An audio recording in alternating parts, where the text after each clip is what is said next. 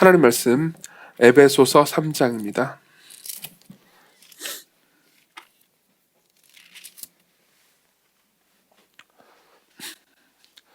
에베소 3장 14절부터 21절까지 에베소서 3장 14절부터 21절까지 제가 여러분들을 위해서 봉독해 드리도록 하겠습니다. 하나님의 말씀을 들으십시오. 이러므로 내가 하늘과 땅에 있는 각 족속에게 이름을 주신 아버지 앞에 무릎을 꿇고 비노니 그 영광의 풍성함을 따라 그 성령으로 말미암아 너희 속사람을 능력으로 강건하게 하시오며 믿음으로 말미암아 그리스도께서 너희 마음에 계시게 하옵시고 너희가 사랑 가운데서 뿌리가 박히고 터가 굳어져서 능히 모든 성도와 함께 지식에 넘치는 그리스도의 사랑을 알고 그 너비와 길이와 높이와 깊이가 어떠함을 깨달아 하나님의 모든 충만하신 것으로 너에게 충만하게 하시기를 구하노라.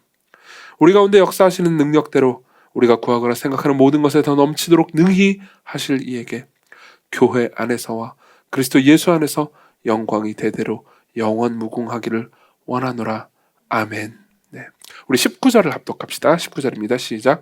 그 너비와 길이와 높이와 깊이가 어떠함을 깨달아 하나님의 모든 충만하신 것으로 너에게 충만하게 하시기를 구하노라. 아멘.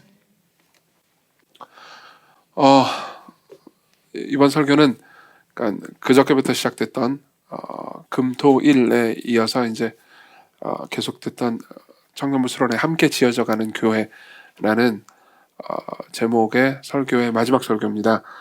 우리는 이제 금요일 저녁부터 에베소 2장 후반부 그리고 이제 어제 3장 전반부 그리고 오늘 3장 후반부까지 이르러서 이제 사도 바울이 에베소서에서 말해주는 공동체의 본질에 대해서 쭉 생각을 해왔습니다.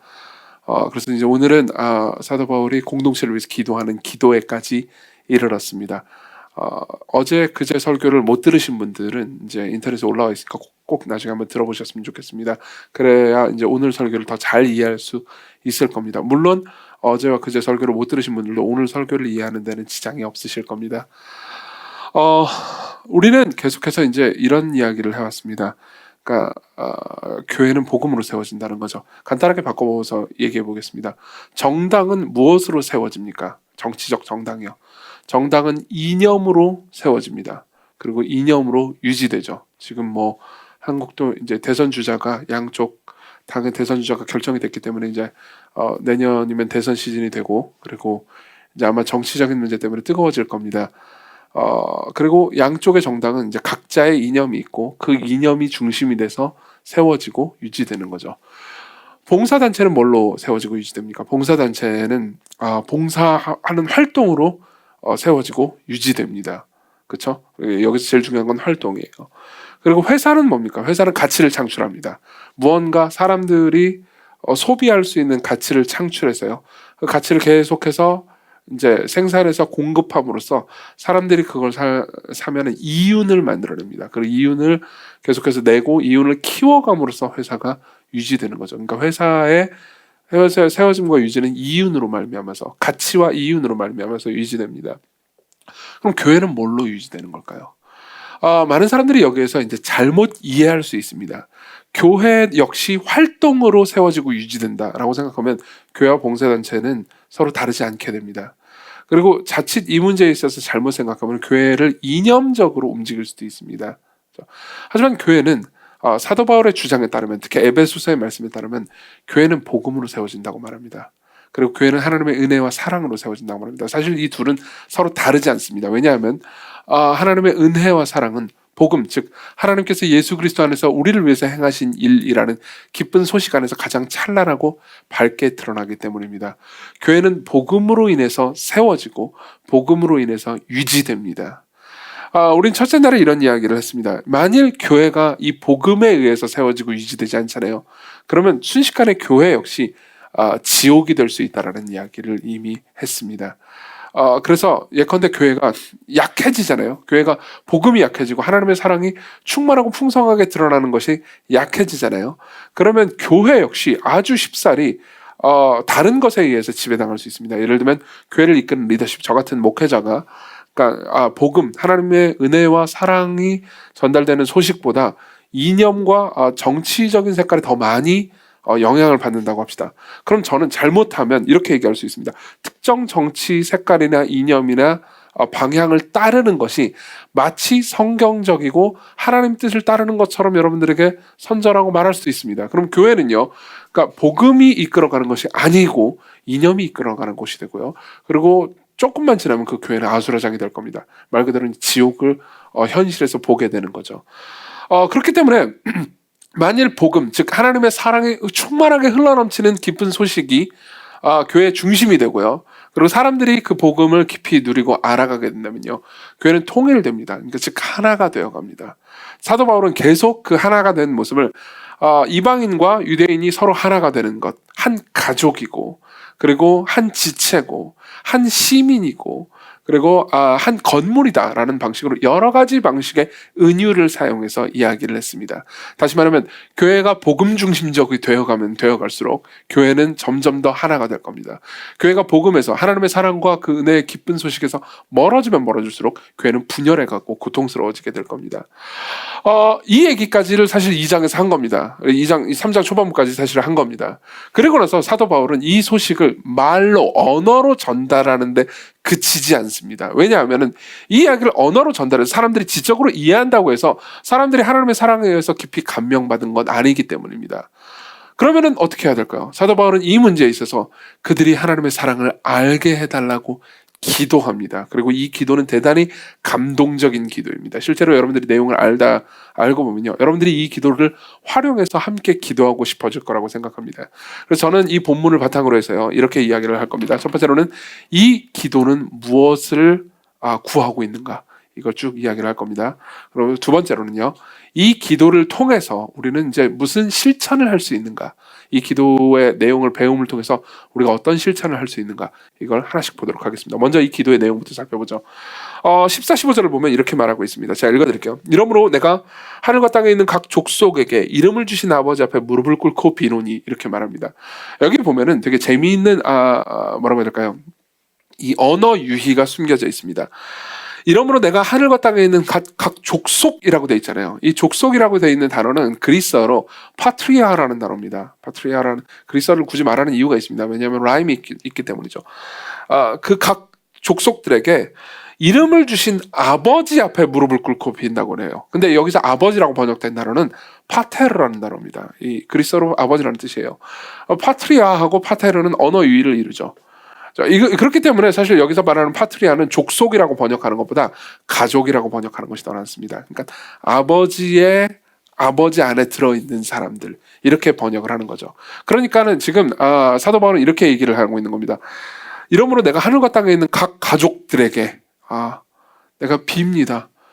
지금까지 사도 바울은 가족이 된다고 얘기했거든요. 복음이 너희들을 가족으로 만들 것이다. 너희들은 서로 스타일도 다르고 나이도 다르고 생각도 다르고 때로는 인종도 다르고 그리고 이념도 다를 것이다. 너희들은 세상을 바라보는 시각들이 굉장히 많이 다를 것이다. 그렇지만 복음이, 하나님의 사랑이 너희들을 장악하게 된다면, 하나님의 사랑을 너희들이 알고 믿고 받아들이게 된다면 너희들은 이미 가족이고 한 가족이 된 것이다. 그리고 가족됨을 더 느낄 것이다 라고 이미 얘기를 했어요. 그러고 나서 이 가족들을 위해서 기도를 하는 겁니다. 이 가족들을 위해서 이름을 주신 아버지 앞에서, 이 아버지의 자녀들 앞에서 무릎을 꿇고 빕니다 라고 이야기를 하죠. 그리고 나서 이제 16절부터 기도의 내용이 나오는데요. 기도의 내용은 4가지입니다. 하나씩 짧게 보도록 하겠습니다. 첫 번째 기도를 구하는 거는요, 이겁니다. 16절부터 17절 초반부입니다. 그 영광의 풍성함을 따라 그의 성령으로 말미암아 너희 속사람을 능력으로 강건하게 하시오며 믿음으로 말미암아 그리스도께서 너희 마음에 계시게 하셨고, 얼핏 보면 2개처럼 보입니다. 그렇지만 사실 하나의 기도 제목입니다. 16절에서는 이렇게 말합니다. 너희 속사람을 능력으로 건강하게 해달라고요. 그렇죠?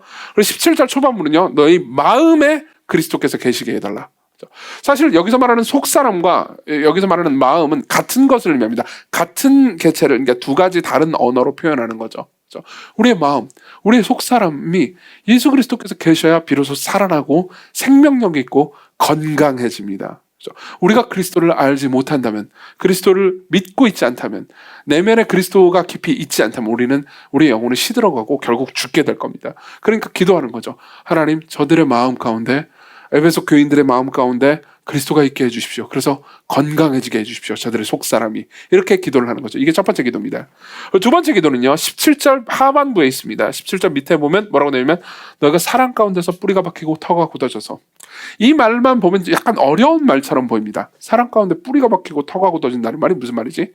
근데 이 말은 바울이 쓴 다른 서신들하고 비교해 보면 뜻과 의미를 이해할 수 있습니다. 우리가 하나님을 섬기고 하나님의 뜻대로 살아갈 때 우리는 억지로 혹은 인색함으로 혹은 두려움으로 섬길 수도 있습니다. 그렇죠? 예컨대 기도를 하거나 예배를 드리거나 이웃을 위해서 자신의 것을 내어줍니다. 헌금을 합니다. 이거를 안 하면 하나님께서 나를 치실까봐, 혼낼까봐 무서워서 할 수도 있는 거죠. 그런 두려움으로 하는 겁니다. 억지로 하는 겁니다. 근데 사도 바울은 그들이 사랑으로 이 모든 것을 하기를 원합니다. 기쁨으로 이 모든 것을 하기를 원합니다. 그러니까 그들의 행동이, 에베소 교인들의 모든 행동들이 사랑에 의해서 이끌림 받기를 원합니다. 그게 바로 사랑으로 뿌리가 박히고 터가 굳어진다는 거죠. 그러니까 간절히 사도 바울이 바라는 것은 그들이 서로를 사랑하고 이웃을 사랑하는데 사랑으로 서로를 사랑하기를 원하는 거죠. 사실 이건 중요합니다. 왜냐하면은 사도 바울은 지금 1장부터 3장까지 이런 이야기를 합니다. 하나님께서 예수 그리스도 안에서 너희들을 위해서 무슨 일을 하셨다는 얘기를 계속합니다. 1, 2장의 내용을 간단하게 요약하자면 이렇습니다. 하나님께서 너희들을 먼저 택하셨다. 너희들이 먼저 하나님을 택한 게 아니다. 너희들이 하나님을 택하기 훨씬 이전에 하나님께서 너희들을 먼저 택하시고 사랑하시기로 결정하셨다. 너희들이 먼저 믿은 것이 아니다. 하나님께서 너희들이 믿을 수 있도록 믿음을 먼저 선물해 주셨다. 너희들이 먼저 사랑한 게 아니고 하나님께서 먼저 사랑하신 것이다. 너희들이 먼저 그리스도를 찾은 게 아니다. 하나님께서 먼저 그리스도를 주셨다. 이 내용이 1, 2장의 내용입니다. 그렇기 때문에 너희들이 하나 될 수 있는 거다. 이 얘기를 계속합니다. 1장부터 3장은 어떻게 살아라라는 명령은 하나도 하지 않습니다. 근데 4장에서 드디어 이제 하나님께서 너희들을 이렇게 하나가 되게 하셨으니까 너희들이 하나님을 힘써 지켜라, 서로 사랑하라 라는 구체적인 명령을 줄 생각입니다. 근데 문제는 이겁니다. 그들이 하나님께서 그들을 위해서 무엇을 하셨다라는 이야기를 그냥 지식으로만 받아들이고 실제로 그 사랑이 깊이 감명되지 않는다면, 그 사랑이 그 사람들의 마음을 장악하지 않는다면 결국은 사랑하라는 명령도 공허하게 들릴 겁니다. 또는 사랑하라는 명령을 내가 지켰다는 이유로 내가 공로를 쌓았다고 오해하게 될 겁니다. 그럼 전혀 복음적이지 않죠. 그렇기 때문에 하나님의 사랑이 그들의 마음에 스며들 수 있도록 그 사도 바울은 기도하고 있는 겁니다. 하나님, 저들의 삶이 사랑으로 뿌리가 박히고 터가 굳어지게 해주십시오. 저들의 삶 가운데서 하나님의 사랑이 깊이 자리 잡혀서 하나님의 사랑 때문에 사람들을 사랑하는 마음으로 인도함 받게 해주십시오. 이렇게 기도를 하는 거죠. 그리고 그 다음에 18절에 보면요, 19절에 보면요, 18절입니다. 죄송합니다. 18절은 이렇게 말합니다. 그리스도의 사랑을 알게 해달라고 구하는 거죠. 능히 모든 성도와 함께 지식에 넘치는 그리스도의 사랑을 알고. 여기서 그리스도의 사랑을 알고라고 번역된 단어 있잖아요. 이 단어는 좀 독특한 단어입니다. 그리스도로요. 이거는 이제 어떤 도시가 다른 도시와 맞서 싸워서 그 도시를 함락시키다라는 의미에 가까운 단어입니다. 함락시키다 혹은 정복하다. 왜 사도 바울은 이 알고라는 단어의 의미를 전달하기 위해서 이렇게 센 어조의 단어를 썼을까요? 그러니까 이렇게 생각한 겁니다. 하나님, 저들이 단순히 하나님의 사랑에 대해서 대충 이해하고 많은 정도에 머무르지 않기를 원합니다.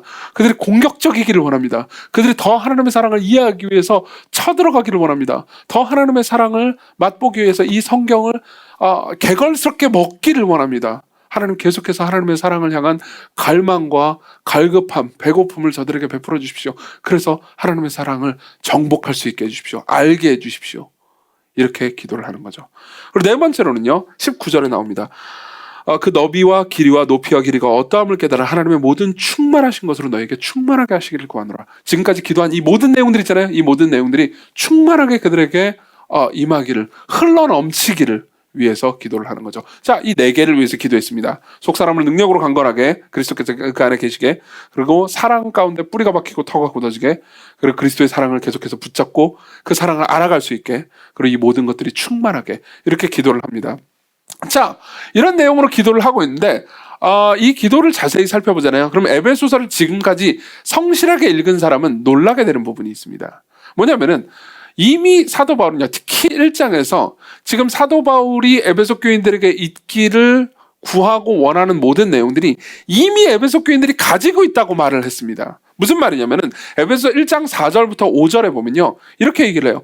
곧 창세전에 그리스도 안에서 우리를 택하사 우리를 사랑 안에서 그 앞에서 거룩하고 의미 있게 하시려고 그 기쁘신 뜻대로 우리를 예정하사 예수 그리스도로 말미암아 자기의 아들들이 되게 하셨다고 말합니다. 무슨 말이냐면 자, 기도는 뭐라고 말하죠? 그리스도께서 너희 마음 가운데 계시기를 원합니다 라고 기도를 하잖아요.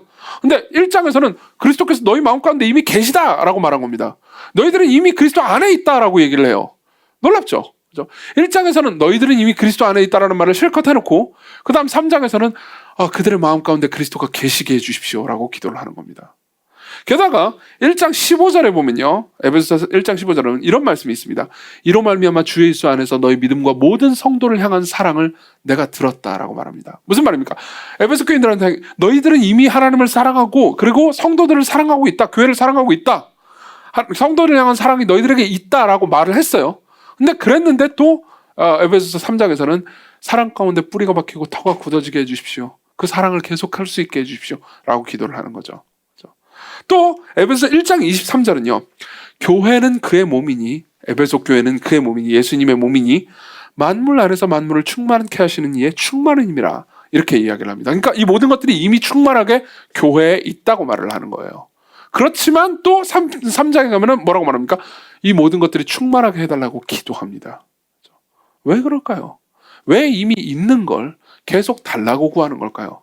이건 그렇게 어렵지 않습니다. 우리 18절에서 그 이유를 알 수 있습니다. 18절을 봅시다. 18절은 이렇게 얘기합니다. 능히 모든 성도와 함께, 그 다음 뭐라고 되어 있죠? 지식에 넘치는 그리스도의 사랑을 알고, 지식에 넘치는 그리스도의 사랑을 알고. 이 부분이 중요합니다. 지식에 넘치는. 이 지식에 넘치는 이라는 말은 한국말로 보면은 무슨 말인지 싶습니다. 근데 이 그리스어로 보면 무슨 말이냐면 지식을 초월하는 이라는 의미입니다. 영어로는 대다수 영어 번역이 surpass라고 번역을 했습니다. 그러니까 지식을 흘러넘치는, 지식보다 훨씬 초월하는 이런 의미입니다. 그러니까 이런 거예요. 사도 바울은 지금까지 지식적으로, 언어로 상대방이 이해할 수 있는 말로 하나님의 사랑을 전했어요. 하나님 예수 그리스도의 충만함을 전했습니다. 그리스도가 어떤 분이신지에 대해서 언어로 전했어요. 근데 사도 바울은 알고 있습니다. 단순히 언어로 전한 것만으로는 그들의 뇌에 지식으로만 남을 거라는 거죠. 예수 그리스도께서 그들을 위해서 자신의 삶을 들이셨다, 자신의 목숨을 들이셨다라는 이야기를 사람들은 그냥 지적으로만 받아들이고 일종의 교리체계로만 이해하고 진짜 신이 사람이 되셔서 그 모든 고통을 당하셨다라는 것을 마음으로 깊이 이해하고 와닿거나 먹고 마시지 못할 거라는 걸 알고 있습니다. 그렇기 때문에 기도하는 거예요. 이거는 사도 바울 스스로의 힘으로 할 수 없는 거거든요.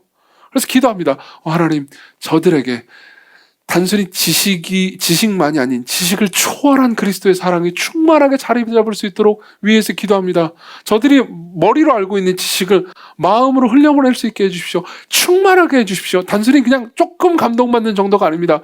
그들의 삶 가운데, 마음 가운데 하나님의 사랑이 충만할 수 있게 해주십시오. 이렇게 구하고 있는 셈인 거죠. 이건 굉장히 많은 신학자들과 목회자들과 그리고 그리스도인들이 역사 가운데 신실한 그리스도인들이 증언했던 내용이기도 합니다. 이걸 가장 잘 표현해 준 거는 제가 이제 몇 달 전에 설교할 때도 이 에드워즈를 인용한 적이 있었는데 18세기 신학자이자 목회자인 조나단 에드워즈가 한 말입니다. 조나단 에드워즈는 이제 신적이고 영적인 빛이라는 굉장히 탁월한 설교문을 하나 작성했습니다. 거기 보면요, 그러니까 지식에 넘치는 그리스도를 향한 사랑 있잖아요. 이 사랑을 이렇게 표현합니다. 꿀 알죠? 먹는 꿀. 꿀이 달다는 것을 지식으로 알 수 있습니다, 여러분들은. 그렇지만 꿀이 달다는 걸 맛보아서 경험할 수도 있죠. 그렇죠? 많은 사람들이 꿀이 달다는 걸 지식으로는 알지만 맛보아서 경험하지 못한다고 말합니다. 마찬가지로 하나님의 사랑을 지식으로만 알고 맛보아서 경험하지를 못한다는 거죠. 그렇죠? 그렇기 때문에 사도 바울이 지금 구하고 있는 것은 꿀을 맛보아서 알듯 하나님의 사랑을 경험적으로 알게 해달라고 구하는 겁니다. 여기에 대한 예는 굉장히 교회사 내에 풍부합니다. 제 개인적인 예도 말할 수 있습니다. 그렇지만 제 개인적인 예는 나중으로 아껴두기로 하고, 일단은 오늘은 그러니까 블레이즈 파스칼이라는 사람을 이야기하겠습니다. 파스칼은 되게 유명한 수학자입니다. 아마 수학을 공부하시거나 전공하신 분들은 파스칼의 정리를 아실 겁니다. 제가 1부 때 들었던 얘기인데 파스칼의 정리가 고등학교 때는 나온다면서요? 나와요? 예, 충격적이군요. 나는 배운 기억이 없는 것 같은데. 저는 집합밖에 몰라요. 왜냐하면 제가 고등학교 다닐 때 제일 앞에 나오는 건 집합이었거든요. 근데 어쨌든 이 사람은 굉장히 탁월한 수학자인 동시에 철학자였습니다. 그리고 신실한 그리스도인이기도 했죠.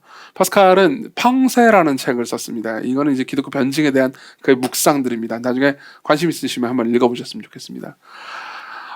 근데 파스칼이 죽고 나서 이제 파스칼의 옷 안쪽에 있는 메모지가 하나 발견이 됐거든요. 근데 거기에 보면은 파스칼이 젊었을 때 31살 때 자신이 경험했던 그 경험에 대한 짧은 메모가 있습니다. 그 메모는 이렇게 쓰여 있습니다. 1654년 11월 23일 저녁 10시 30분부터 다음날 0시 30분까지 불 이렇게 써 있어요. 불. 그러니까 뭔가 불이 붙었다는 거죠. 무언가 초월적인 경험을 한 겁니다. 메모의 나머지 부분을 읽어드리겠습니다. 철학자들과 학자들의 하나님이 아닌 아브라함의 하나님, 이삭의 하나님, 야곱의 하나님. 가슴 깊숙이 느껴지는 확신, 기쁨, 평안. 예수 그리스도의 하나님, 예수 그리스도의 하나님. 나의 하나님이자 너의 하나님, 너의 하나님은 나의 하나님이 될 것이다. 이 세상은 잊혀지네. 하나님을 제외한 모든 것이 그분은 오직 복음서에서 가르치는 길로만 발견될 뿐. 인간 영혼의 위대함이요, 오 의로우신 아버지여, 세상의 아버지를 알지 못하여도 나는 아버지를 알았나이다. 기쁨, 기쁨의 눈물. 이렇게 쓰여 있습니다. 이렇게 끝이에요. 그러니까 뭔가 이게 의식의 흐름대로 쓰인 것 같죠? 그렇죠? 근데 실제로 아마도 이 3시간 동안의 그 충만한 기쁨 있잖아요. 충만한 기쁨 가운데, 그러니까 정신을 차릴 때마다 메모를 기록해 놓는 걸로 보입니다. 근데 인상적인 부분은 이겁니다. 맨 첫 부분이죠. 철학자들과 학자들의 하나님이 아닌 아브라함의 하나님, 이삭의 하나님, 야곱의 하나님. 자신이 만난 하나님이 그런 하나님이라는 거죠. 파스칼 본인도 철학자였습니다. 본인도 탁월한 수준의 철학자였습니다. 그리고 본인도요, 기독교 변증가이기도 했고요. 그러니까 기독교 교리와 지식에 대해서 상당한 수준의 지식을 갖추고 있었습니다. 근데 그 모든 지식이 아무것도 아닌 것처럼 느껴질 만한 경험을 한 겁니다. 철학자들과 학자들, 그러니까 입만 놀릴 수 있는 사람들의 하나님, 그 철학자들과 학자들의 문제가 있다는 의미가 아닙니다. 그죠? 그들은 그냥 말을 할 뿐입니다. 지식을 알려줄 뿐입니다. 근데 그때 이날 밤, 31살의 이날 밤에요, 파스칼은요, 그 지식을 초월하는, 지식에 넘치는 그리스도의 사랑을 알게 된 거죠. 이게 바로 하나님의 사랑을 깊이 경험한 사람의 경험입니다. 사실은요, 성령 하나님은 이런 일을 하시는 분이죠. 실제로 우리 16절을 봅시다. 16절을 보면요, 그의 영광의 풍성함을 따라 그의 성령으로 말미암아 속사람의 능력으로 강건하게 해달라고 기도합니다. 성령으로 말미암아요. 모든 기도의 내용, 사도 바울이 기도하는 모든 기도의 내용은 사람들이, 이 에베소 교인들이 하나님의 사랑을 깊이 알게 해달라는 기도입니다. 그리고 사실요, 성령 하나님이 이 일을 하십니다. 우리 교회는 되게 다양한 사람들이 출신 배경을 가지고 있습니다. 우리 교회는 신앙이 없다가 나는 무신론자입니다, 신앙이 없습니다 해가지고 왔다가 신앙을 가지고 계신 분도 계시고요. 그리고 지금 그런 신앙이 있는지를 한번 탐색하고 계신 분들도 계시죠. 그리고 다양한 교파에서 왔습니다. 장로교와 그리고 굉장히 이렇게 약간 엄숙한 교회 예배를 추구하는 교회에서 오신 분도 계시고요. 우리 교회도 약간 장로교니까 그런 문화적인 성향을 띠고 있죠. 그렇지만 또 이제 굉장히 그 뜨거운 기도와 열렬한 찬양을 바탕으로 하는 뭐 오순절이나 순복음 계열에서 오신 분들도 있습니다. 모두 좋습니다. 근데 대체로 이 오순절이나 순복음 계열에서 오신 분들은, 그러니까 성령 하나님의 역사를 이런 식으로 생각하기 쉽습니다. 그분이 많은 은사와 어떤 능력을 나타내시는 분이라고 생각하기 쉽습니다. 성령 하나님을요.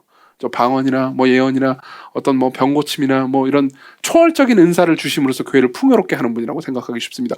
맞습니다. 그렇지 않은 게 아닙니다. 성령 하나님은 그 일을 하셔서 교회에 은사를 주셔서 교회를 풍요롭게 하시기도 합니다.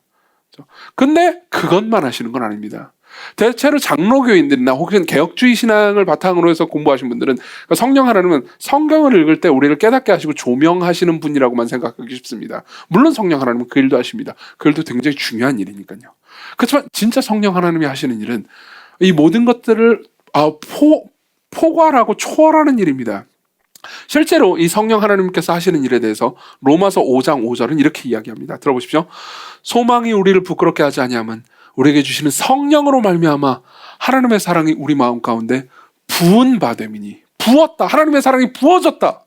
이렇게 말합니다. 여기서 부었다라고 번역된 단어는 에퀴노라는 단어인데요. 이 단어는 예수께서 이제 포도주 부대에 담긴다, 이 비유를 하실 때 포도주 부대가 터져버린다라고 말을 할 때 그 단어입니다. 다시 말하면 그러니까 너무나 흘러넘쳐서 터질 정도로 하나님의 사랑을 우리에게 깨닫게 하시는 거라는 거죠. 그게 성령 하나님의 일이라는 겁니다. 성령 하나님께서는 여러분들 안에서 하나님께서 여러분들을 위해서 베푸신 다함없는 사랑을 이해하고 깨닫고, 그리고 그걸 마음이 터질 정도로 흘러넘칠 정도로 부어주십니다.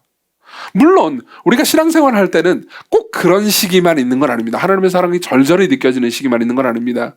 오히려 메마르고 차가워진 것 같은 심령을 경험할 때도 있습니다. 사실은 이 두 시기가 다 있고요. 여러분들이 성경을 균형 있게 읽는다면 하나님의 백성들이 이 두 시기를 다 거친다는 것을 알게 될 겁니다. 제가 이 몇 주 전에 금요기도회 때 시편 126편을 설교한 적이 있거든요. 시편 126편을 설교한 적이 있는데 안 들어보신 분들은 꼭 들어보셨으면 좋겠습니다. 제가 금요기도 때 설교한 설교는 좀 짧습니다. 이게 여러분들에게 유혹이 됐으면 좋겠습니다. 그 시편은, 그러니까 눈물을 흘리며 씨를 뿌리는 자는 기쁨으로 단을 거두리로다라는 말씀이, 굉장히 유명한 말씀이 포함되어 있는 시편입니다. 나중에 꼭 그 설교를 들어보셨으면 좋겠습니다. 그 설교 때 저는 굉장히 여러분들이 메마르고 차가운 시기를 겹칠 때 어떻게 기도해야 되고 어떻게 하나님을 찾아야 되는지에 대해서 말했습니다. 무슨 말이냐면 그런 시기도 있다는 거죠. 그렇지만 그런 시기만 있는 건 아닙니다. 하나님께서 여러분들을 그렇게 차갑고 메마르고 냉담하게 내어버려 두시는 분이 아닙니다. 하나님은 선하신 여러분들의 아버지시고 여러분들이 구할 때 여러분들에게 넘치도록 주시는 분입니다. 20절을 보십시오. 우리 가운데 역사하시는 능력대로 우리가 구하거나 생각하는 모든 것에 훨씬 더 넘치도록 주실 분입니다. 우리가 기도한 분량보다 더 넘치도록 주실 겁니다. 우리가 기도는 이만큼 공로를 쌓아야 하나님께서 이만큼 주시는 것 아닐까? 라고 생각한다면 그렇지 않습니다. 여러분들이 연약하고 죄 많은 기도를 드렸다 하더라도 하나님께서는 그리스도 예수의 이름 안에서 여러분들의 기도에 넘치도록 응답하실 분입니다. 그래서요, 하나님께서는 여러분들을 충만하게 하실 겁니다. 그걸 위해서 기도하는 거죠. 사도 바울은 그걸 위해서 기도하는 겁니다. 특히 19절을 보십시오. 그 너비와 길이와 높이와 깊이가 어떠함을 깨달아 하나님의 모든 충만하신 것으로 너에게 충만하게 하시기를 구하노라. 여러분들을 충만하게 하실 겁니다. 여러분들이 하나님께 나아간다면요. 이 충만이라는 단어를 볼 때마다, 그러니까 제가 떠오르는 이야기가 있습니다. 재밌는 이야기 하나를 한 토막을 해드리죠. 유진 피터슨이라는 사람이 있습니다. 이 사람은 신학자이자 목회자이기도 했고요. 그리고 리전트 칼리지라는 캐나다의 신학교에서, 그러니까 영성신앙을 가르치는 학자였죠. 이 사람은 30년 동안 목회를 했습니다. 그리고 이제 목회를 하는 과정 중에서 이제 많은 친구들을 사귀었죠. 근데 이제 그 자기 친구 중에 한 친구의 이야기를 해줍니다. 그 친구는 이제 부부인데요. 프레드하고 셰릴이라는 이제 부부입니다. 셰릴이 아내고요. 프레드가 남편인 거죠. 프레드하고 셰릴은 이제 그 IT 아시죠? IT라는 나라. 뭐 한 10년 전에 지진 나가지고 난리가 난 적이 있었죠. IT에서 이제 한 아이를 입양해 왔습니다. 5살짜리 꼬마 아이를요. 너무너무 가난한 국가였기 때문에 사실은 이제 돌봄이 많이 필요한 아이였죠. 그리고 5살 정도면 거의 이제 말도 하고 뭐 삶을 다 살 줄 압니다. 그렇죠? 어느 정도 이성이 다 생긴 상태예요. 보통 입양을 할 때는 이제 갓난 아이를 입양하려고 하는 경향이 있거든요. 근데 사실 5살짜리를 입양했으니까는 되게, 그러니까 이제 많은 또 용기를 낸 거죠. 사랑을 낸 거고요. 이 부부가요. 근데 이 부부에는 이미 2명의 아들이 있었습니다. 그러니까 이제 오빠 둘이 있는 거죠. 그리고 입양한 아이는 이제 딸이었고요. 여자아이였고 이름은 에디였습니다. 이 부부가 IT에서 이제 이 아이 에디를 데리고 이제 집으로 돌아왔습니다. 미국에 있는 자기의 집으로 돌아온 거예요. 그리고 나서 첫 저녁 식사를 할 때 이야기를 해줍니다. 첫 저녁 식사를 하는데 이제 에디 입장에서 딱 이제 앉았어요. 식탁에 앉은 겁니다. 이제 이 어른 엄마 아빠가 나를 이제 엄마 아빠라고 불러야 되는 이 사람들이 나를 데리고 와서 저녁을 먹여주는 거예요. 그럼 이제 엄마 아빠 입장, 프레드하고 셰릴 입장에서는 처음으로 이제 애를 데려왔고 이제 애를 탄생한 거잖아요. 자기 가족이 하나 탄생한 거잖아요. 입양을 했으니 얼마나 또 잘 먹이고 싶겠어요. 그렇죠? 그래서 이제 풍성한 식탁을 딱 차려놓은 거예요. 그리고 이제 오빠 둘이 앉은 겁니다. 그리고 에디가 앉았죠. 5명이 식사를 하는 겁니다. 그날 메뉴는요, 감자와 돼지고기였다고 합니다. 많은 사람들이 저한테 소고기가 좋냐 돼지고기냐 좋냐 물어보는데 그건 엄마가 좋냐 아빠가 좋냐 이런 질문이잖아요. 다 좋죠. 자, 어쨌든 간에 그렇게 이제 먹고 있는데 이 에디가 이제 꼬마 5살짜리 여자아이가 이제 아마도 이제 가운데 큰 서양식이 늘 그렇듯 이제 음식을 놓고는 이제 덜면서 먹었겠죠. 근데 이제 오빠 둘이 있어요. 오빠 몬스터 둘이 있죠. 10대 남자애들 둘이었습니다. 10대 남자애들은 저도 10대 때 그랬던 것 같은데 음식을 먹지 않습니다. 음식을 마셔요. 음식을 막 마셔야 된단 말이에요.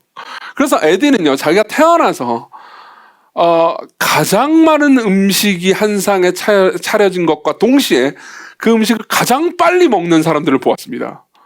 그러고 나서 이제 식사가 맞춰지고 나서 에디가 겁에 질린 거예요, 완전히. 그리고 이제 부모님 입장에서는 얘가 왜 이렇게 겁에 질렸지 할 거 아니에요. 근데 이제 엄마는 이제 눈치가 빠르니까 이제 알아챈 거죠. 이렇게 에디는 이제 왜 겁에 질렸냐면은 이제 내가 이 음식을 보고 나서 이제 한 또 며칠 3, 4일은 최소한 3, 4일은 굶어야 되겠구나라는 공포가 에디의 마음에 있었던 거예요. 그래서 내 음식을 또 못 먹겠구나. 그래서 너무 무서운 거죠. 그리고 이렇게 많은 음식을 먹는 게 가능한 건가라는 두려움 가운데 있었던 거예요. 그래서 엄마하고 아빠가 이렇게 에디의 손을 잡고, 특히 엄마가 에디의 손을 잡고 집을 구경시켜 주는 거예요. 그러면서 냉장고를 열어가지고 봐봐, 여기 빵도 많이 있지, 베이컨도 있어, 고기도 있어, 소고기도, 자꾸 고기만 얘기하게 되네. 야채도 있단다.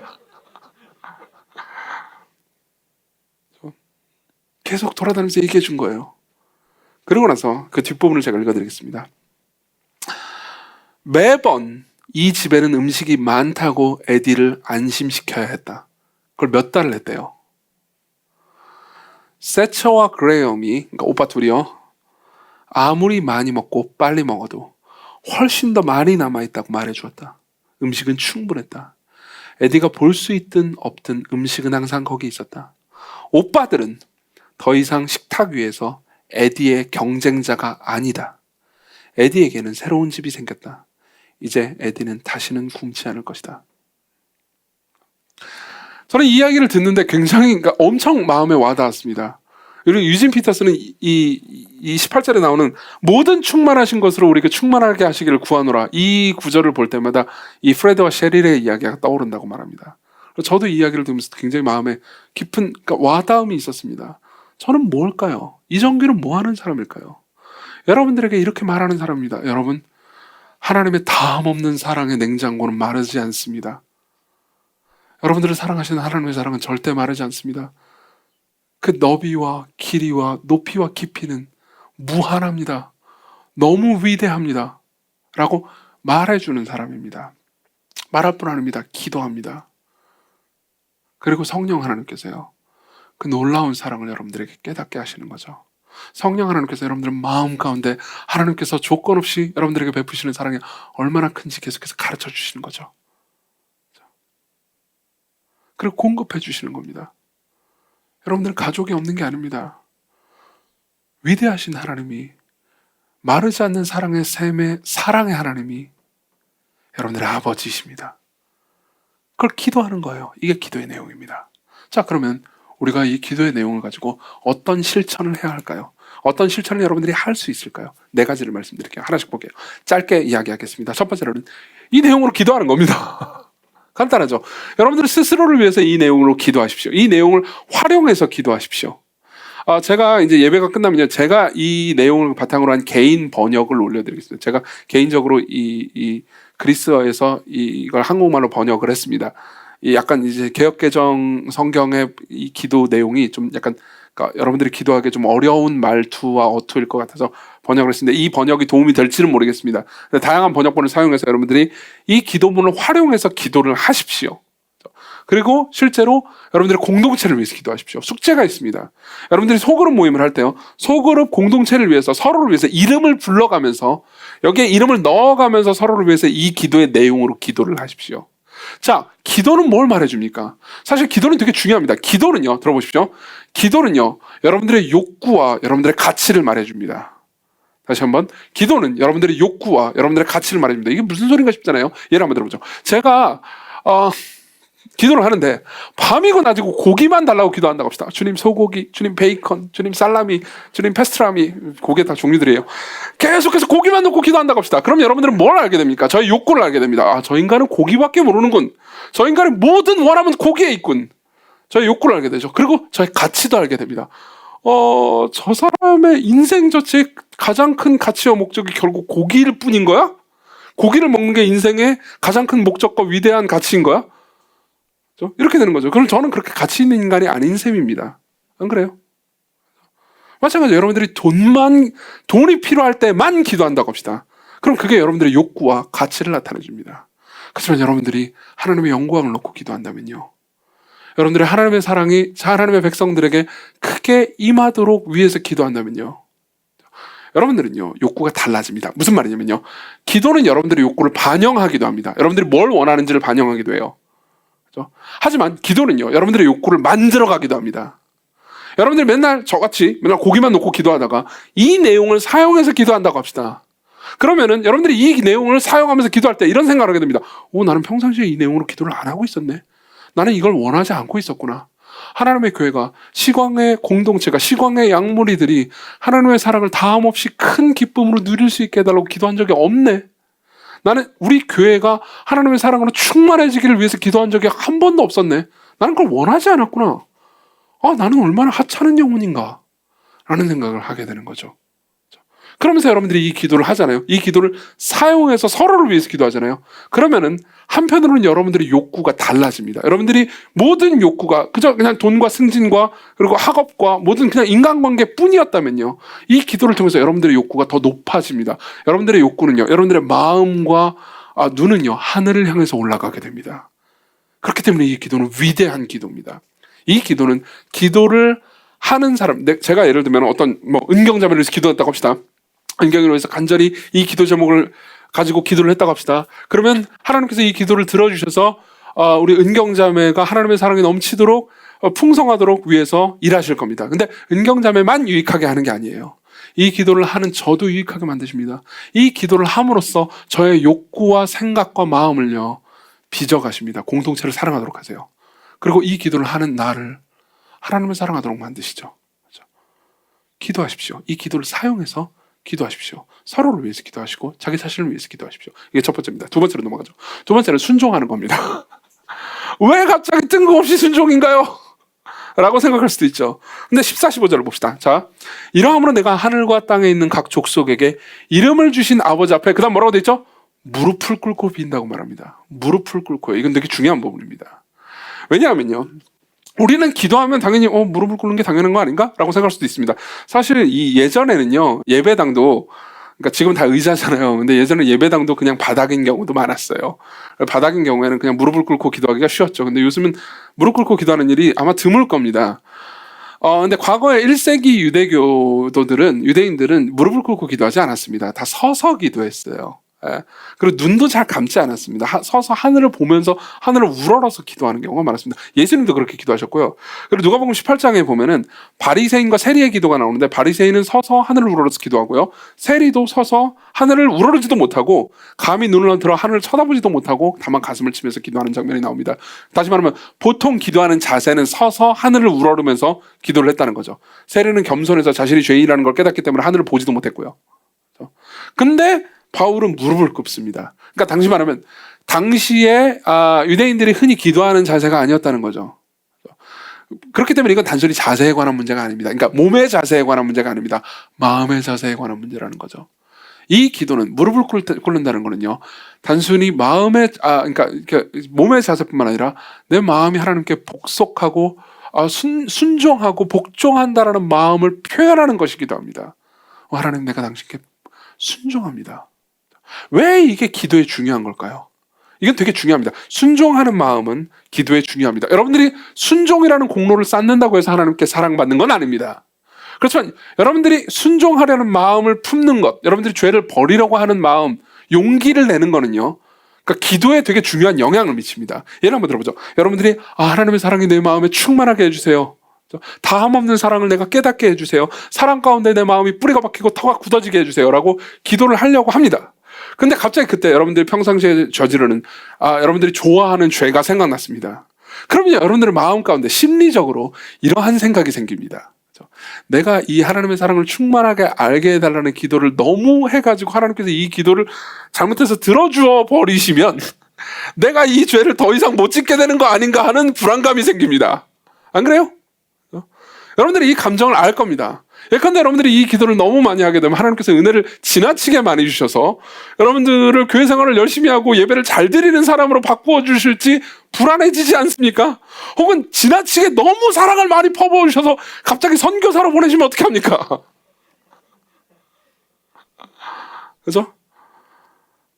그럼 어떻게 됩니까? 여러분들이 계속해서 내가 하나님 뜻대로 사는 것이 싫고 원하지 않는다는 마음을 품잖아요. 그럼 이 기도가 단발성 기도에 그치게 될 겁니다. 하자고 그러니까 하고 말겠죠. 지속되지 않을 겁니다. 뭐 어떻게 해야 될까요? 여러분들이 순종하려는 마음이 없는 상태에서 이 기도를 하는 거는요, 마치 이런 겁니다. 여러분들의 마음의 물통을요 채워달라고 구하면서 실제로 하나님께서 채워줄 때 밑에서 구멍을 자꾸 뚫고 있는 겁니다. 어떻게 해야 되겠습니까? 여러분들의 마음을 조정하십시오. 갑자기 여러분들의 의지로 순종이 가능하다고 말하는 게 아닙니다. 계속해서 기도하십시오. 하나님을 찾으십시오. 그리고 그분의 사랑을 알아가도록 구하십시오. 그리고 그분의 사랑을 베푸실 때 그분의 사랑을 받아들이고 내 삶을 바꿀 용기를 가지십시오. 그게 여러분들의 기도를 더 풍성하게 할 뿐만 아니라 지속시킬 겁니다. 세 번째입니다.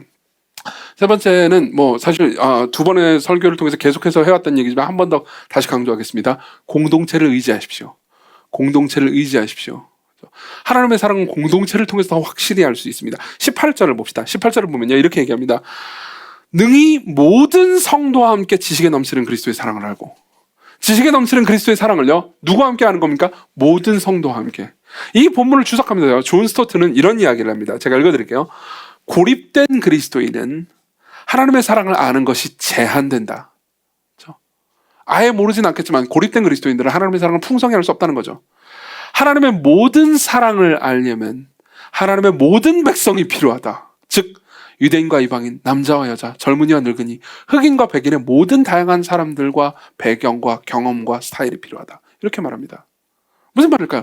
여러분들이 공동체 안에 있잖아요. 그럼 여러분들은 하나님의 사랑을 알 수 있는 루트가 더 많아집니다. 훨씬 더 풍성해집니다. 바꿔서 말하자면 여러분들이 공동체 밖에 있을 때 사실상 하나님의 사랑을 알 수 있는 방식이 거의 없다고 보셔도 무방합니다. 예컨대 이런 겁니다. 여러분들이 누군가 있습니다. 여러분들의 스타일에 안 맞아요. 저 사람이 별로입니다. 그런 사람이 있을 수 있죠. 그렇죠? 근데 그 사람을 내가 용서한다고 합시다. 사실 공동체 생활을 하잖아요. 그러면 큰 방식의 용서는 아니더라도 짜잘한 방식의 용서를 계속해서 쌓아가야 하는 일이 많습니다. 그렇죠? 그냥 속으로 모임하는데 잠깐 나한테 기분 나쁜 소리를 했어요. 그렇죠? 왜 저런 사람 나를 왜 무시하지? 라는 그게 그러니까 막 대놓고 화를 내는 만한 일도 아니고 집에서 사실 가져가면서 잠도 못 잘 만한 일도 아니에요. 근데 괜히 그냥 거슬립니다. 이런 일들은 늘 있지 않습니까? 자주 있지 않습니까? 그렇죠? 저라고 그런 일이 없겠습니까? 그러면 계속해서 여러분들은 이걸 용서라고 불러도 되나 싶을 만큼의 자잘한 용서를 지속해서 반복해야 합니다. 그 용서는 어떻게 하는 겁니까? 그 용서는 일종의 속죄라고 볼 수 있습니다. 일종의 속죄요. 무슨 말입니까? 저 사람이 나한테 그냥 어떤 말을 했어요. 그래서 내가 기분이 나빴습니다. 그럼 난 어떻게 하고 싶죠? 되갚아주고 싶습니다.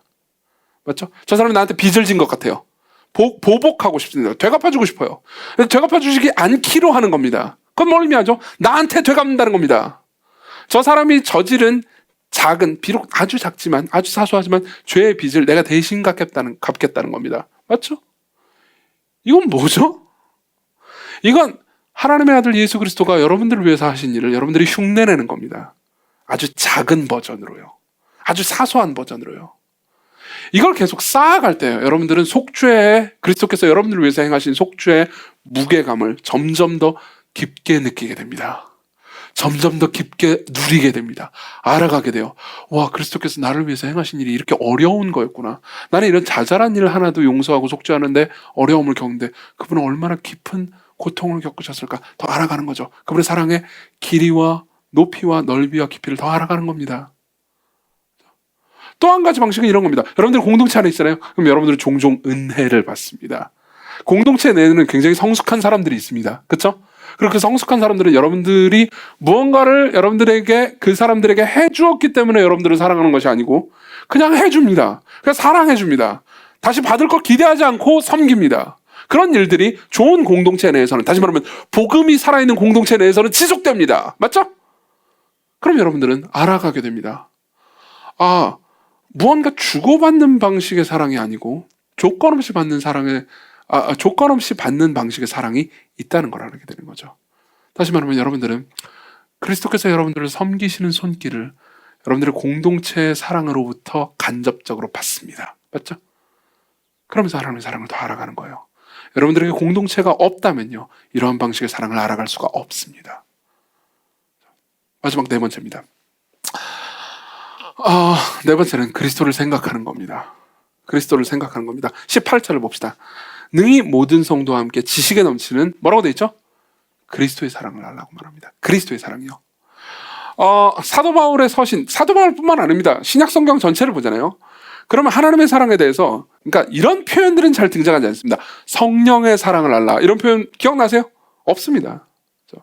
이런 표현 잘 등장하지 않습니다. 그리고 아버지의 사랑을 알라, 이 말은 있습니다.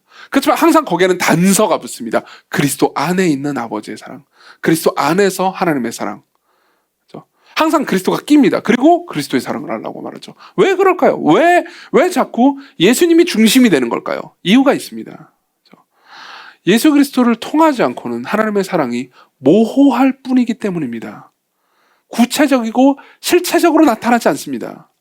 예를 한번 들어보겠습니다. 그러니까 이건 팀 캐너 목사님이 해준 얘기인데요. 팀 캐너 목사님이 이제 설교를 할 때 설교를 하시잖아요. 그러면 이제 끝나고 나서 항상 Q&A 시간을 가졌대요. 우리 교회도 이제 Q&A 시간을 하고 있잖아요. 참고로 오늘 저녁에 Q&A는 박현진 목사님이 하십니다. 한 주 동안 재밌게 하려고 칼을 갖고 계시던데 어쨌든 재밌을 겁니다. 패널도 오늘 되게 재밌는 사람일 거예요. 자, 보세요.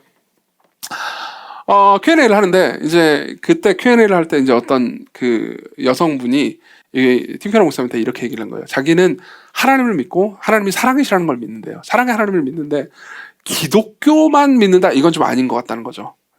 왜냐하면 다른 종교도 신을 말하고 신의 사랑을 말하는데 기독교만 믿는다는 건 좀 그렇다. 그러니까 나는 기독교를 믿진 않지만 사랑인 신을 믿는다. 이걸 어떻게 생각하냐라고 이제 물어본 거죠.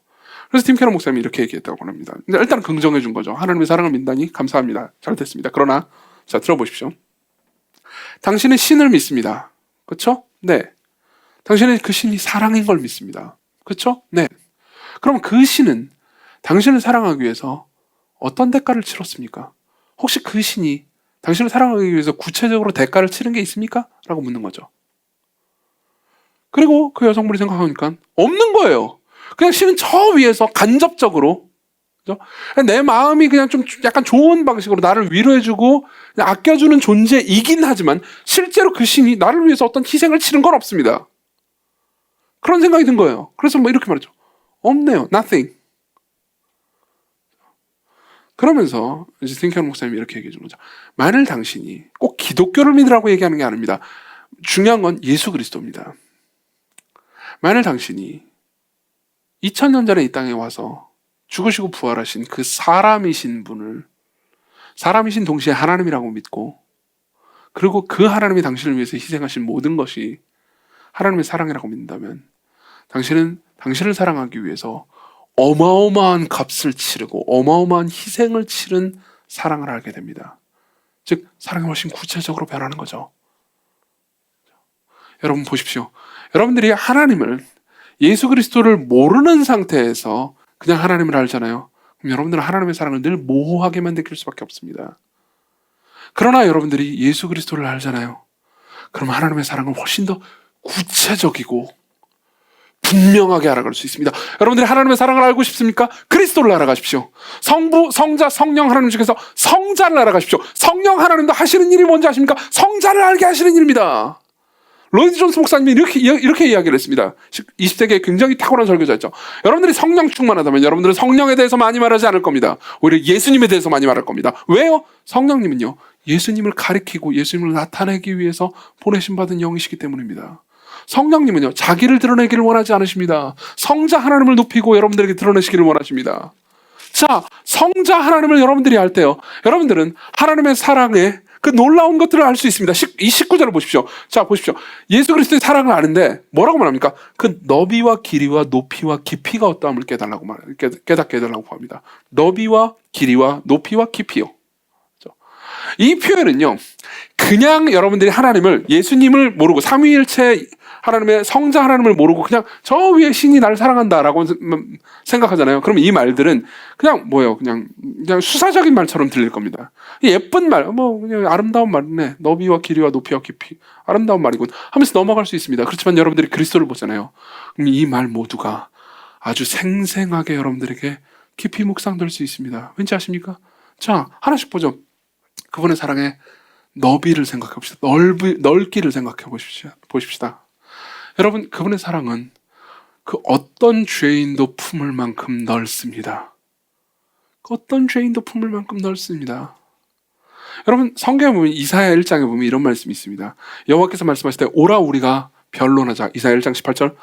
너희 죄가 주홍 같을지라도 눈과 같이 이어질 것이요. 이런 표현이 있습니다. 왜 주홍인지 아십니까? 왜 주홍 색깔인지 아십니까?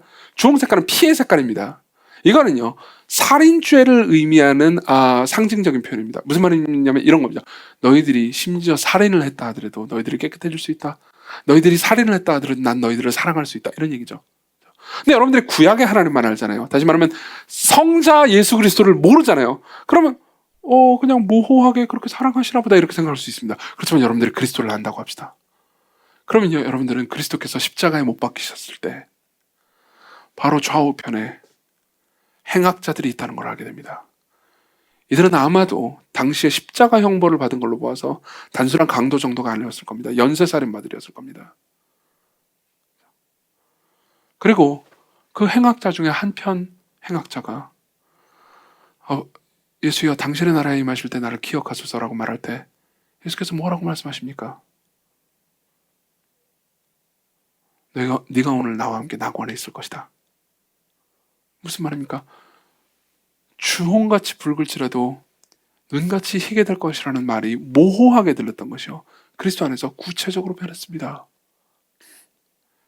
이렇게 사악한 사람들도 그리스도께서 받으신다는 거죠. 그분의 넓은 사랑은 포괄하지 못할 인류가 없습니다. 다른 모든 종교는요, 그 종교가 발생한 지역을 넘어서지 못합니다. 이슬람교를 보십시오. 중동에 주로 머물러 있습니다. 다른 나라에도 조금씩 있지만 그냥 소수에 머물 뿐이죠. 그렇죠? 힌두교도 마찬가지입니다. 불교도 마찬가지입니다. 근데 기독교는요, 모든 족속과 나라와 방언 모든 곳에 퍼져 있습니다. 기독교는 드디어 세계 종교가 됐습니다. 왠지 아십니까? 그 어떤 종교와 인종과 문화도 상관없기 때문입니다. 복음처럼 넓은 건 없습니다. 그리스도의 사랑은 모든 죄인들을 부릅니다. 길이를 생각해 볼까요? 길이. 우리는 종종 이런 식으로 생각하기 쉽습니다. 하나님께서 나를 사랑하시는데 내가 하나님께 순종하고 살아가고 내가 하나님께 잘하는 순간 길이만큼만 나를 사랑할 거라고 오해하는 경우가 많습니다. 여러분들이 교리를 배우셨다면 물론 언어로 이렇게 표현하진 않을 겁니다. 그렇지만 실제로 삶을 살 때 어떻습니까? 여러분들이 오늘 하루를 사는데 죄를 지을 때도 있고 큐티를 할 때도 있었겠죠. 근데 죄를 지을 때 하나님께서 그때는 나를 사랑하시고 나와 함께 하신다는 생각을 합니까? 안 합니까? 잘 안 합니다. 우리는 그때 일부러 하나님을 잊으려고 들죠. 그렇지만 하나님께서는 그때는 나를 사랑하십니다. 얼마나 길게 하나님께서 나를 사랑하는지 아십니까? 우리는 우리의 평생 사랑하신다고 생각할지 모릅니다. 아니에요. 성경은 그렇게 말하지 않습니다. 성경은요, 창세전부터 하나님께서 그리스도 안에서 여러분들을 사랑하셨다고 말합니다. 제가 여러 번 설교 때 얘기했지만 구속 언약이라는 게 있습니다. 이게 뭔지 아십니까? 말이 되게 어렵죠. 그죠? 하나님께서요, 하나님의 영원한 성부와 성자가 성령님과 함께요, 약속을 한 겁니다. 어떤 약속을 한지 아십니까? 예수 그리스도께서 이렇게 약속한 겁니다. 아버지, 내 백성이 저 이정규가 탄생하기도 전이죠. 이정규라는 존재가 있기도 전입니다. 아버지, 저 이정규가 죄를 짓는다면 내가 저 이정규가 저지른 죄의 모든 죄를 형벌을 내가 대신 받겠습니다. 그리고 내가 행한 모든 선한 행동을 저 이정규의 것으로 여기겠습니다. 내가 저 인간의 죄를 속죄하겠습니다.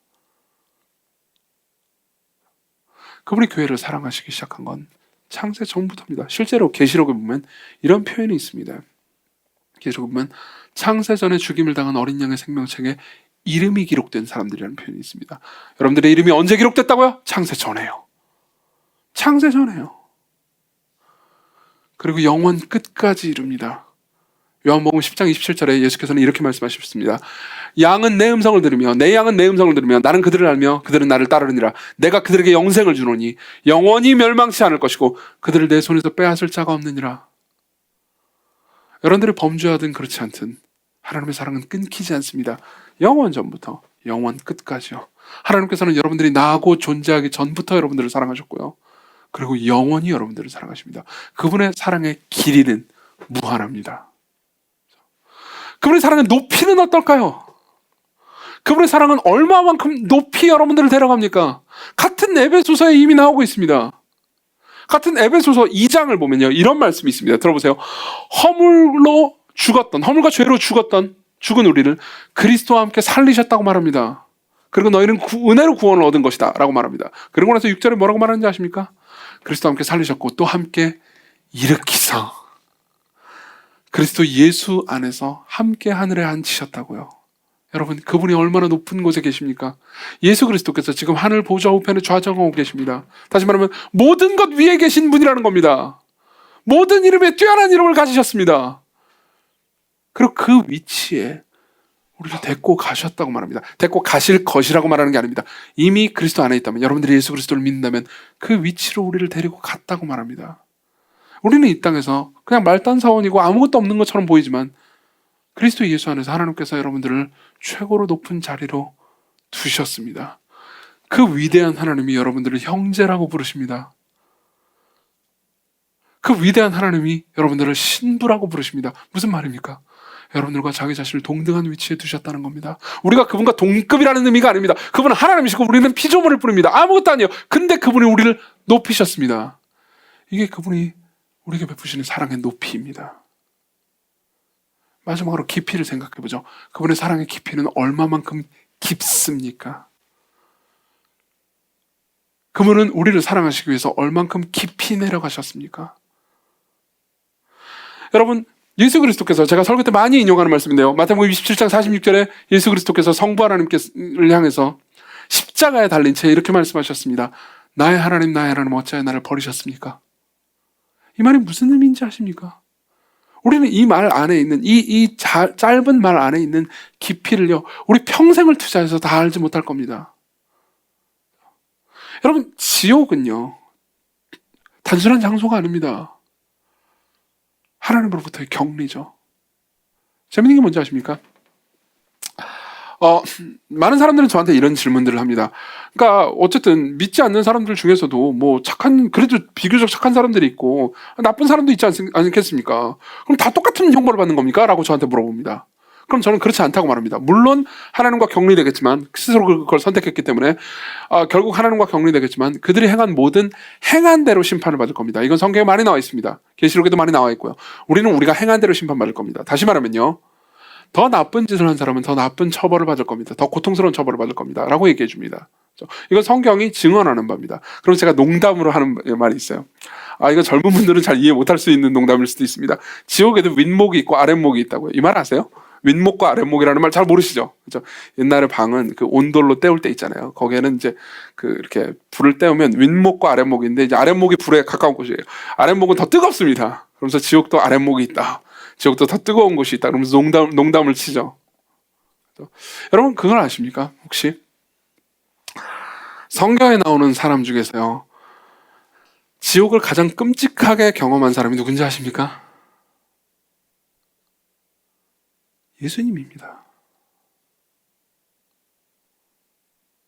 여러분들은 가룟 유다나 무슨 다른 악인들을 떠올릴지도 모르겠습니다. 아니요, 예수님입니다.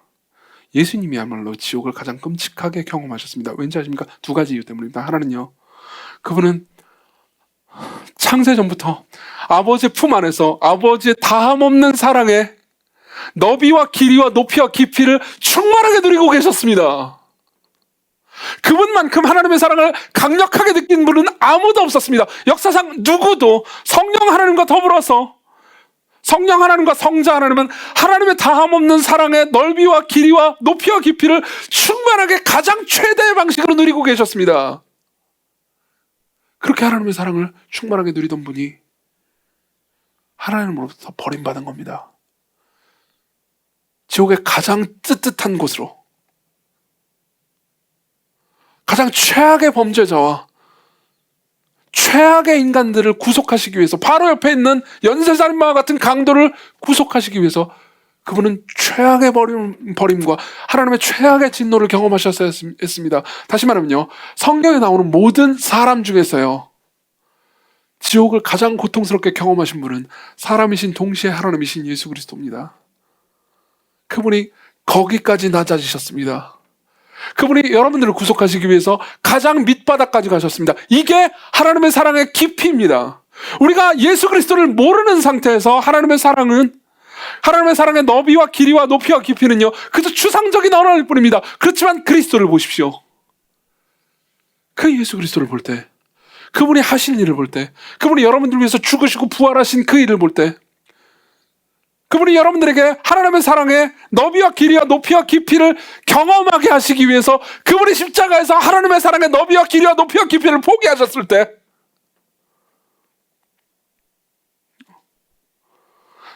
여러분들이 그 모든 것을 볼 때 여러분들은 하나님의 사랑을 더없이 깊이 느끼게 됩니다. 이 이야기가 여러분들에게 어떻게 들리실지 모르겠습니다. 여러분들은 이 예수 그리스도를 아십니까? 여러분들은 이 예수 그리스도를 아십니까? 그리스도께로 오십시오.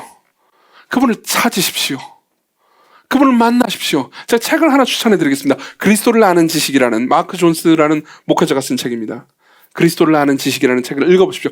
이 책은 쉬운 책은 아닐 겁니다. 왜냐하면 여러분들이 많이 묵상해야 되는 책이기 때문입니다. 내용이 어려워서가 아니고요, 여러분들이 깊이 묵상해야 됩니다. 그리고 이 예수 그리스도를 만나십시오. 여러분들은 하나님의 사랑을 더없이 깊이 누리고 느끼게 될 겁니다.